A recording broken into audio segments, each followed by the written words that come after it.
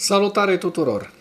În timp ce Ucraina organizează picnicuri în Kiev și în alte orașe mari pentru a se încălzi și a socializa, pentru a înfrunta gerul extrem, ce credeți că fac liderii americani? Ce face Statele Unite ale Americii în tot acest timp?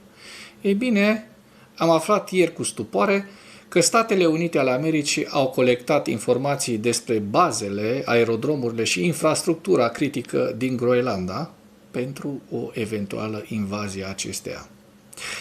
Mi se pare extrem de grav și extrem de rușinos ceea ce a făcut America în 2025. Statele Unite ale Americii, veți spune, nu sunt vinovați toți oamenii de acolo, cu siguranță nu sunt, dar trebuie să spunem că, conducerea de la Washington, în frunte cu papagalul portocaliu și cu toată gașca de trepăduși, ca să spun așa, ca să nu-i jignesc foarte tare, toată gașca de servitori de acolo, de la Casa Albă, de yesmen, care tot sar tot timpul și îl laudă, îl lingușesc pe Donald Krasnov Trump. Ăștia sunt vinovați pentru tot ceea ce se întâmplă, toate lucrurile rele care s-au întâmplat în 2025 și toate tensiunile care există în acest moment între țările europene și Statele Unite ale Americii, între cei mai buni parteneri ai Statelor Unite ale Americii și Statele Unite ale Americii care s-au folosit până în acest moment de Europa, iar acum nu doar că nu mai vor să participe la NATO, pentru că până la urmă veți vedea că țelul lui Trump este de a distruge NATO, fără niciun dubiu că lucrul acesta îl urmărește. Singura noastră speranță este și în momentul de față stă în Congres, în Congresul American, care poate și trebuie să îl oprească pe acest om care a deraiat maxim. Am tot spus că Donald Trump se aseamănă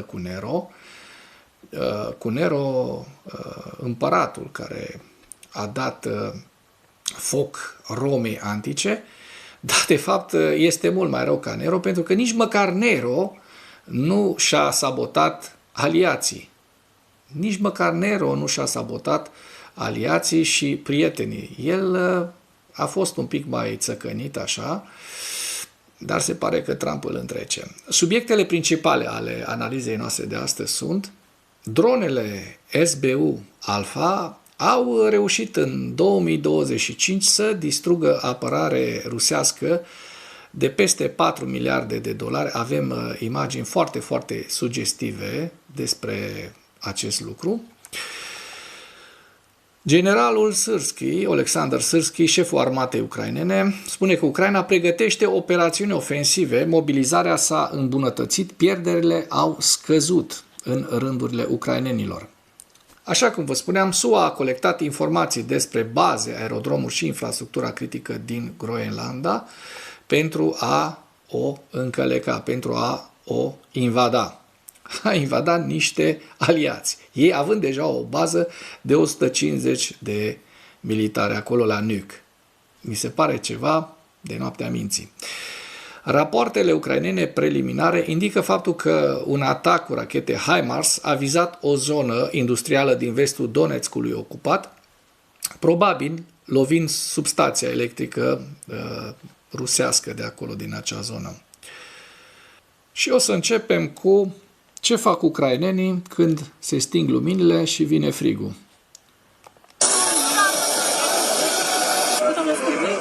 Picnicuri în Kiev. Picnicuri în Kiev, grătare. Da?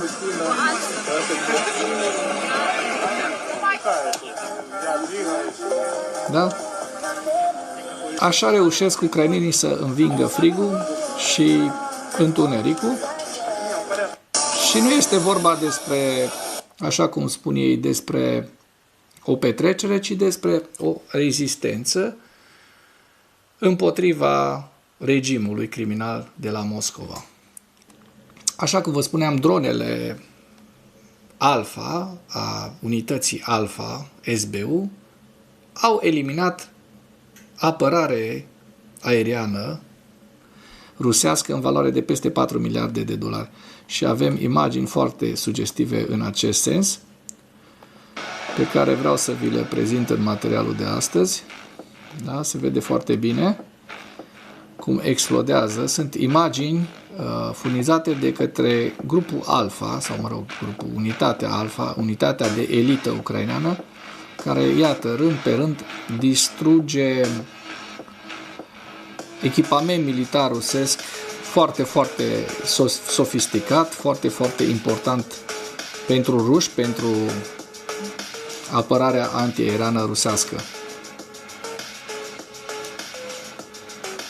Iată și lista cu pierderile rusești, o vedeți în partea dreaptă. Sunt pierderi foarte, foarte semnificative pe care rușii nu o să reușească să le acopere atât de ușor, precum ar crede unii putinei. Probabil că mulți spun, dar Rusia au multe astfel de sisteme sofisticate. Ei bine, nu au, pentru că exporturile rusești de armament către India și către Venezuela, de exemplu, au fost sistate în ultimele luni din cauza acestor pierderi masive provocate de către armata ucraineană, care, iată, găsește soluții acte cu jocul acestor ruși.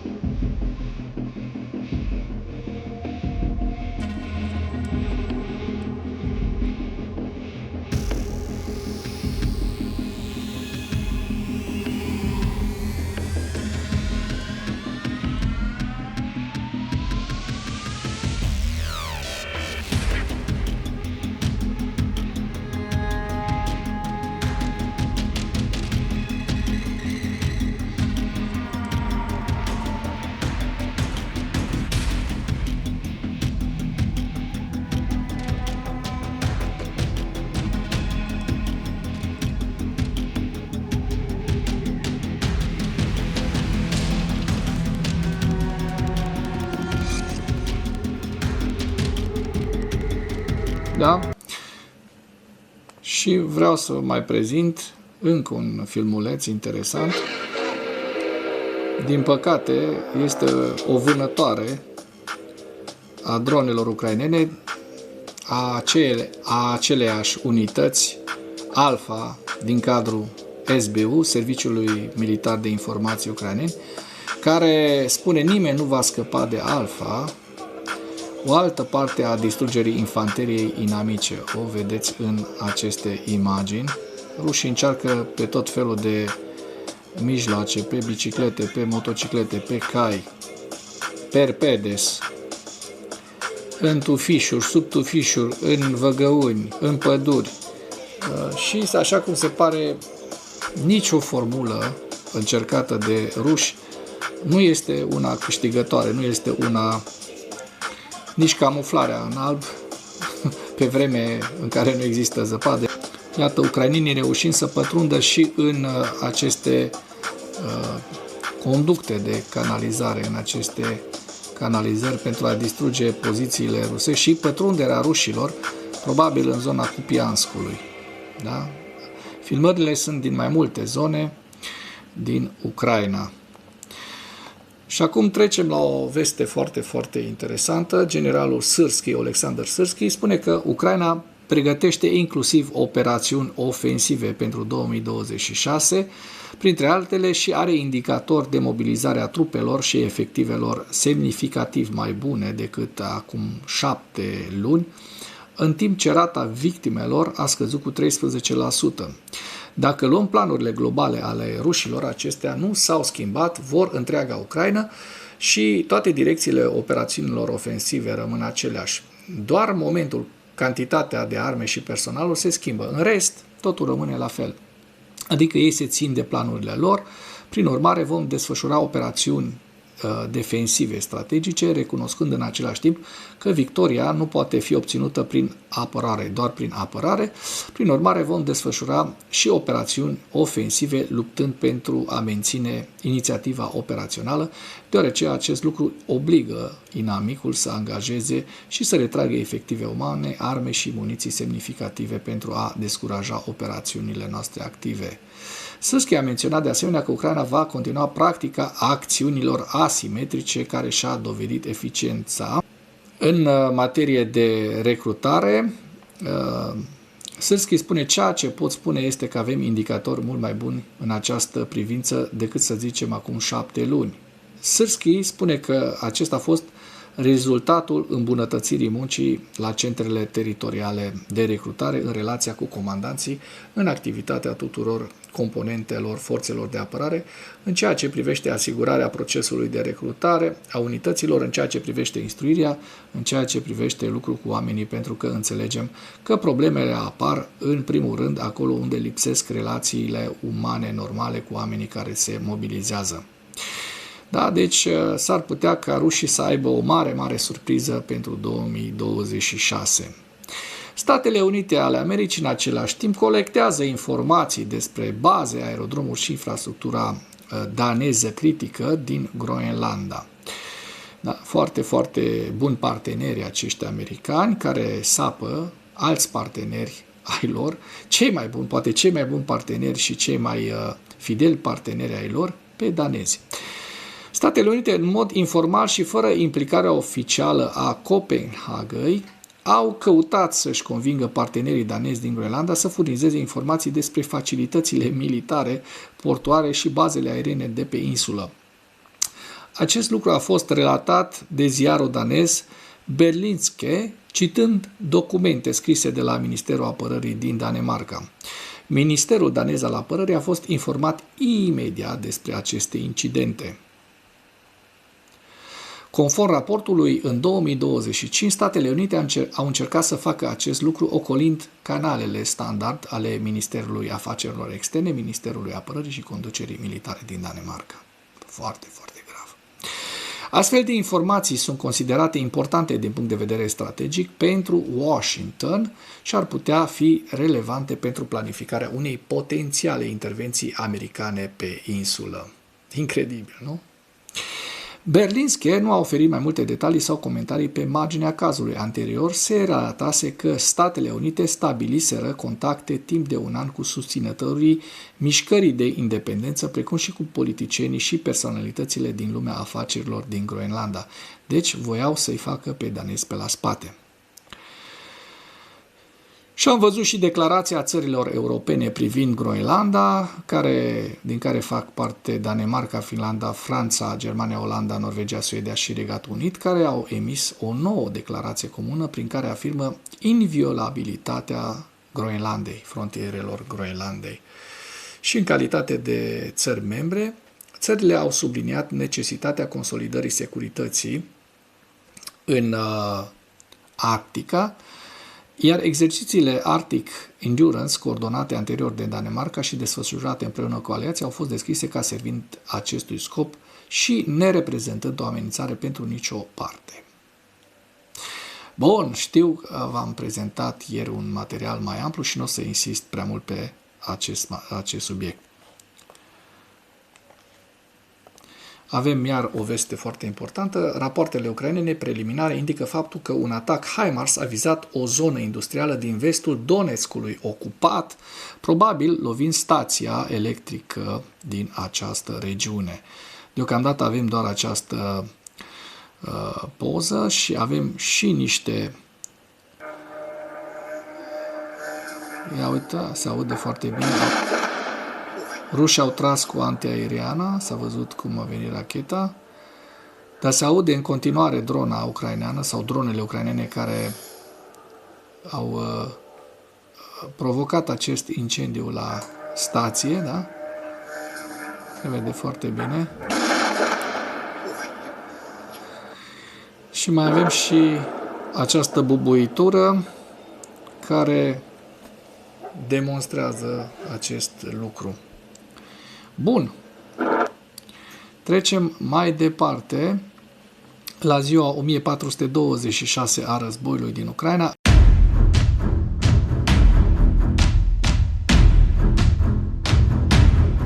În ultimele 24 de ore, rușii au pierdut 1020 de militari, 2 tancuri, 3 vehicule blindate de luptă, 39 de piese de artilerie, un lansator de rachete, și ucrainenii mai reușind să doboare 765 de drone rusești. Așa cum se vede în această imagine, pierderile rusești de personal au depășit 1.227.000 de militari până în acest moment de la începutul invaziei.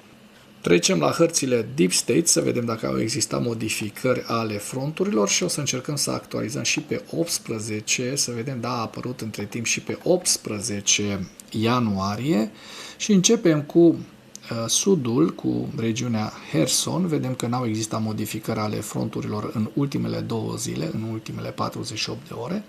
Voi încerca de acum înainte să public măcar la 2 zile material despre Ucraina. Iar dacă vor exista evenimente foarte, foarte importante, voi face zilnic. Dacă nu, o să strângem și o să rezumăm 2 zile într-un singur material de acum înainte. Vedem că, de asemenea, în regiunea Zaporojie, modificări esențiale ale fronturilor n-au existat în ultimele 2 zile, decât vedem la nord de Pokrovsk, vedem în punga Pokrovsk-Mârnograd, că rușii au reușit de asemenea să ocupe aproximativ 1 km pătrat. Deci un avans foarte, foarte mic. În continuare, zona gri este disputată intens în această zonă, în regiunea Dobropilea, în punga Dobropilea, în această zonă cu verde. Modificări ale fronturilor n-am observat în ultimele 2 zile. În schimb, la Siversk vedem un avans foarte mic rusesc, un avans la vest de Siversk de aproximativ 1 km pătrat în ultimele 2 zile. Da? Și de asemenea, un pic la sud de Siversk se observă un avans rusesc în aceste 2 locuri, aproximativ 4-5 km pătrați în total, cu zona Siverskului. Deci până acum rușii au reușit un avans de aproximativ 7 km pătrați în ultimele 48 de ore. Deci sunt avansuri foarte, foarte mici. Și dăm un ochi și pe Kupiansk, mărim Kupianskul să vedem dacă n-au existat modificări și așa cum putem observa, în acest moment modificări ale fronturilor în Kupiansk nu sunt, pentru că rușii rămân în continuare înrădăcinați în această zonă. Din păcate, această zonă rămâne disputată, zona gri a Kupianskului. Mai la nord, în regiunea Kharkiv, observăm că în ultimele 2 zile n-au existat modificări ale fronturilor și, din câte am observat, și în regiunea Sumă, Kursk, nu sunt modificări. Trecem la evaluarea campaniei militare rusești în viziunea Institutului pentru Studiul Războiului la data de 18 ianuarie, cu principalele informații. Forțele rusești se pregătesc, se pare, să efectueze atacuri la distanță împotriva substațiilor care alimentează centralele nucleare din Ucraina. Ucraina a avertizat în ultimul timp că rușii încearcă această măsură disperată care ar putea dăuna întregii Europe dacă se produce, Doamne ferește, o scurgere de combustibili radioactivi. Suntem direct vizați întreaga Europa, dar și Rusia, trebuie să spunem acest lucru, că vântul poate sufla și către Moscova, nu doar către Berlin. Acest avertisment vine în contextul în care Rusia își continuă campania de atacuri cu rază lungă de acțiune împotriva infrastructurii energetice ucrainene, rezultând în pene de curent pe scară sau la scară largă. Campania de atacuri devastatoare continuă a Rusiei împotriva infrastructurii energetice ucrainene subliniază nevoia urgentă a Ucrainei de sisteme suplimentare de apărare aeriană și muniții, în special pe fondul rapoartelor conform cărora campania Rusiei s-ar putea îndrepta în curând către centralele nucleare în mijlocul iernii. Cât de jegos să faci așa ceva? Ca stat, cât de jegos ca popor trebuie să fii să faci așa ceva? Ca popor, nu tot poporul rus este de vină, dar tot poporul rus va trage spuzele după urmele acestei barbarii și acestei imbecilități a secolului 21. Presa de stat rusă a amplificat declarațiile unui fost politician ucrainean afiliat Kremlinului pentru a pregăti populația internă rusă pentru respingerea de către Kremlin a păcii în cadrul negocierilor în curs cu SUA, Ucraina și Europa. Forțele rusești au avansat recent în vestul regiunii Zaporojie, mai spun analiștii Institutului pentru Studiul Războiului, care ne publică și hărțile la data de 18 ianuarie cu axa nordică, regiunea Sumă, Harkiv, Donetsk, centura de fortărețe ucraineană din est, din Donbass, Sloviansk,